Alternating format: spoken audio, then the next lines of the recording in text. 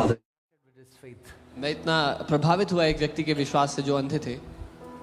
People brought him like this. He came to church. Somebody holding his hand. यहाँ से निकलने से पहले वो संडे को चर्च आए थे, कोई इनको लेके आता, हाथ पकड़ के लेके आए थे. Came with faith. वो विश्वास के साथ यहाँ आए थे. Last Sunday, वो पिछले संडे आए थे. we prayed for him. God opened his eyes. हमने उनके लिए प्रार्थना की, परमेश्वर उनकी आंखों को खोल दिया. And please, I want you to understand and recognize the grace you are under. मैं चाहता हूँ आप पहचाने और समझें आप किस अनुग्रह के नीचे हो, किसके अधीन हो.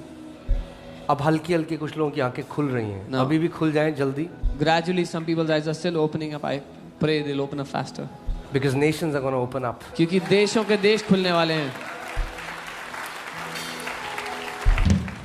Amen. So the organizers in Brazil, they saw this. See, they said, "We are excited. Come to Brazil quickly."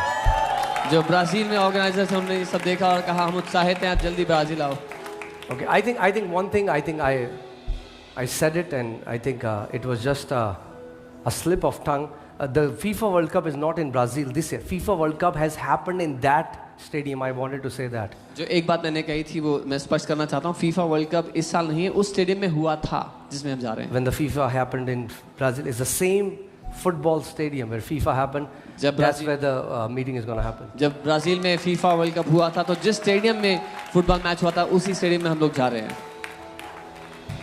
And what God is doing, understand, I told you, this is an apostolic mandate, an apostolic grace, and I want you to partake because it is for nations. और जो परमेश्वर कर रहा है, मैं चाहता हूँ आप समझे इस बात को. ये एक प्रेरिताई का अभिषेक है, ये प्रेरिताई का मकसद है जिसके साथ परमेश्वर ने भेजा है देशों के लिए. And when you partner, Paul tells Philippians church, because you partnered in my ministry, you have become a partaker of my grace. पौलुस फिलिपियों के लिए से कहता है क्योंकि तुम मेरे जीवन के साथ मेरे अनुग्रह के सहभागी हुए हो. The work is very big. जो काम है वो बहुत बड़ा है. And we need lot of hands. और हमें बहुत सारे हाथ चाहिए. So many messages I am getting. बहुत से मैसेजेस आ रहे हैं. From different organizing pastors. They said, this stadium we are going to talk about. That stadium we are going to talk about. India is opening up. अलग-अलग organisers अलग-अलग जगह से कि हम ये स्टेडियम में करना चाहते हैं, वो स्टेडियम में करना चाहते हैं. Amen. It has started. शुरू हो चुका है. And it will be unstoppable. और इसको कोई रोक नहीं पाएगा. Unstoppable. ये कोई रोक नहीं पाएगा. Because we are going with one motive.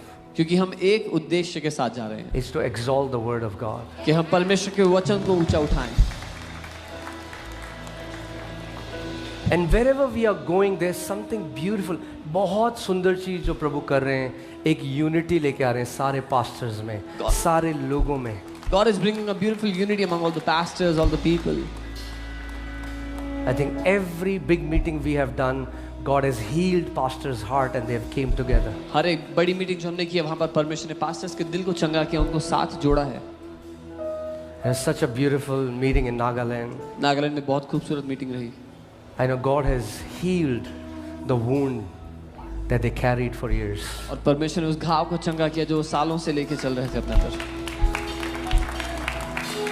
Amen. और मैं आपको बता रहा हूँ, परमेश्वर ये मद्रासी और गुजराती और बंगाली और मराठी और नेपाली और ये सारी जो दीवारें बनाई हैं ना, परमेश्वर का आत्मा कह रहा है सारी तोड़ दूंगा मैं. And all these regional barriers that have been created, the Spirit of God is saying, I will break down all the regional barriers. No. अब मसीह में कोई मद्रासी, बंगाली, नेपाली, मराठी नहीं, नागा नहीं. अब हम मसीह में एक परिवार है. Now we are all one family in Christ. एक परिवार. One family in Christ. One family. एक परिवार. One tribe.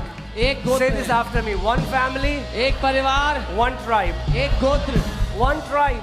एक गोत्र.